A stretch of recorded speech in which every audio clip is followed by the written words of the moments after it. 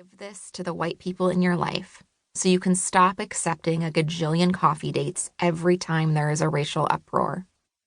You can trust Jenny to tell the truth so you can go about your day. Introduction. Toni Morrison said, "The function of freedom is to free someone else. And if you are no longer racked or in bondage to a person or a way of life, tell your story. Risk freeing someone else. Not everyone will be glad that you did. Members of your family and other critics may wish you had kept your secrets. Oh well, what are you going to do? Get it all down. Let it pour out." Anne Lamott.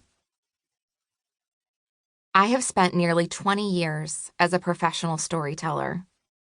At the start of my career, I served at nonprofits and helped craft stories of change and hope that could be shared in grant proposals, marketing materials, and at annual galas. Later, as a video producer for a large suburban megachurch, I conveyed beautiful and sometimes dramatic stories of redemption that played on huge screens in the church's main auditorium, or showed up as social media posts across the small screen of someone's phone. And now I am one of the co-founders for Herself Media, a company dedicated to producing stories of Black girl womanhood with joy and dignity. We are convinced that the story is queen, and it is our job to serve the queen. I believe in the power of story, that if you want to create a space for connection, an opportunity for empathy, or the chance to change a mind or heart, you set aside the statistics and data for a moment and find the story of a person. I could easily tell you about the poor water conditions in a community in the Dominican Republic. But how much better is it to hear about a pastor named Maria who saw this problem and decided to open a water purification tank serving her neighborhood?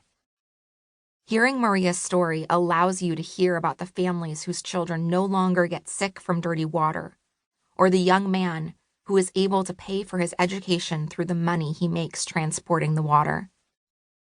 It was at the megachurch job where I learned not only about the power of story, but also the rhythm needed to tell a good story. The elements that alone are isolated, but when threaded together create a narrative with highs and lows, challenges and overcomings.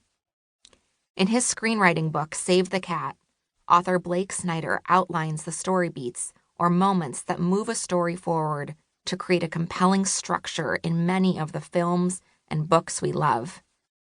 The beginning of every story, say The Wizard of Oz, using this blueprint includes a scene that shows a before of the main character, hero, Dorothy on her family's farm in Kansas, then states the theme, somewhere over the rainbow, sets up the problem, a tornado takes Dorothy out of Kansas, and explores the catalyst for change and what direction the hero will take next.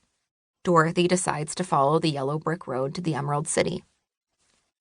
It is usually after the hero moves in a new direction that she meets a new character who serves as a guide or an expert. Dorothy meets the Scarecrow to help the hero learn a lesson. I can see this order of scenes as I reflect back on my own story, a long time of a life lived before, a clear catalyst for change, and companions and guides on my journey. You see, I'm a storyteller, but I've often preferred to tell other people's stories for mainly one reason. I am not an expert. And perhaps a second, I am no one's hero. Much of my work as a white woman pursuing anti-racism in my own life has been to remove myself from the center of things as much as I possibly can.